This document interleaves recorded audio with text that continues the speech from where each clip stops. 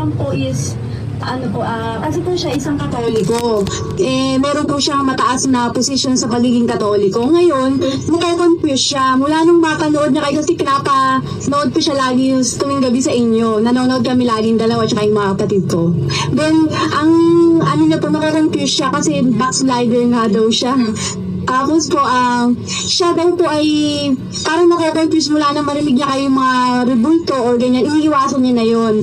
Ngayon po, siya daw ba nagkakasala daw kung naging backslider daw po siya dun sa sa religion niya dati na nang medyo nakikinig na siya sa inyo po. Alam mo yung backslider, no?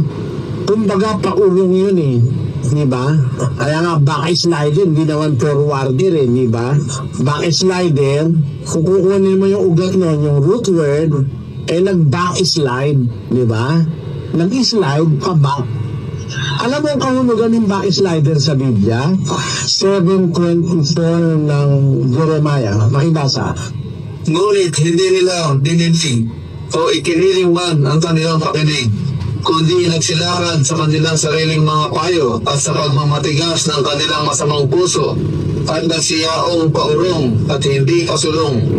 Ayun. Alam mo, yung mga backslider, yung paurong, hindi pasulong, yung ayaw makinig sa Diyos, nagmamatigas ng puso. Yun ang mga pwedeng ituring na backslider. Pero, nakinig ka sa Diyos, yung aral ng Biblia, napakinggan mo. Natutunan mo ngayong mali pala yung mga riburo-bunto na yun. Hindi ka backslider nun. Ha? You are going straight forward dahil sinusunod ka sa sinasabi ng Biblia. Hindi ka backslider nun, kapatid. Kasi sumusunod ka sa Diyos eh. Pag sumunod ka sa Diyos, hindi ka naman aatras eh. Hindi ka paurong. Ang Diyos, aakayin ka sa pagsulong sa pananampalataya at sa kabanalan. Susulong ka, hindi ka uurong.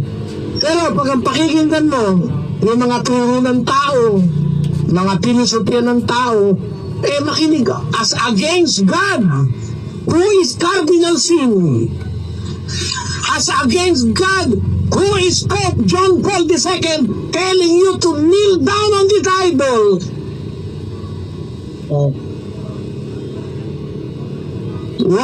Whose voice are you going to listen to?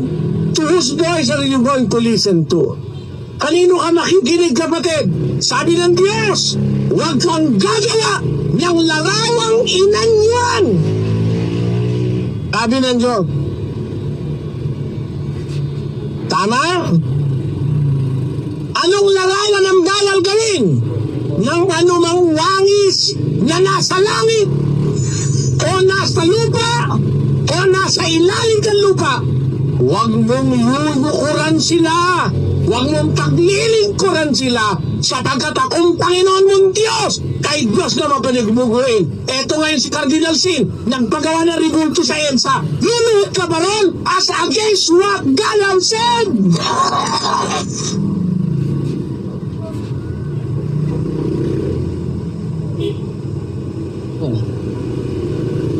Diba?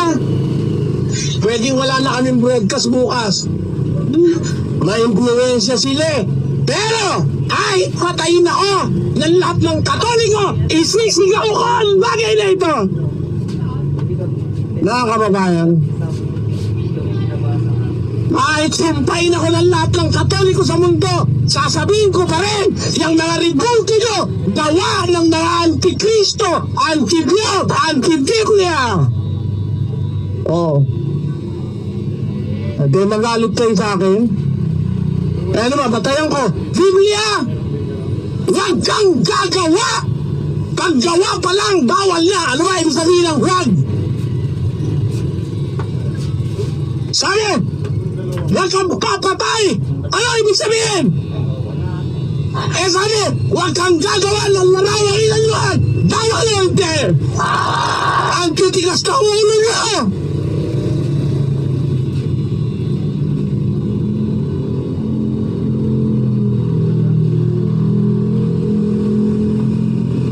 Nakakalungkot, kaya hindi tumitino ang Pilipinas dahil ang Diyos dito, bato at kahoy. Yan ang Diyos ng maraming tao rito.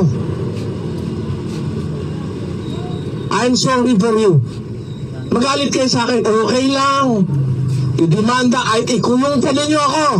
So be it! Masagit nila ang pinasasabi ng Diyos na nasa Biblia. Dahil nahahalata ako, hindi lahat ng mga ngangal magsasabi ng sinasabi ko. Kaya ako nagsasalita eh. I speak out of faith, not to humiliate or to make an object of ridicule to anyone.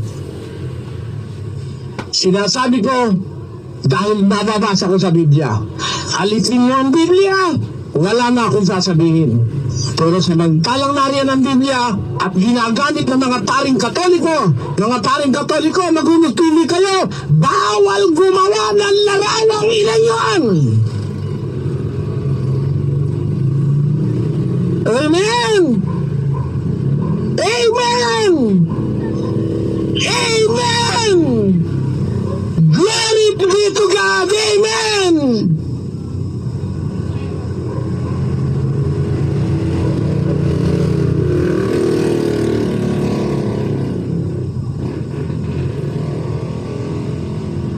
Matagal na tayong niluloko niyang mga larawan na yan. Biro mo kung tawagin mo Mama Mary, hindi ang nanay mo bato. O yun naman tatay mo, ahoy naman. Di ba? Basta! Pakinggan nyo. Lagay nyo sa screen. Malalaking titik. Jeremias 2:27. Ano sabi ni Jeremias? Yan ang nasasabi sa kahoy, ikaw ay aking ama. Tata mo, hindi ang tatay niya kahoy. Ang nakakapagtaka, ang tatay niya kahoy, ano nanay niya? Tuloy ang basa. At sa bato, iyong tinanganak ako.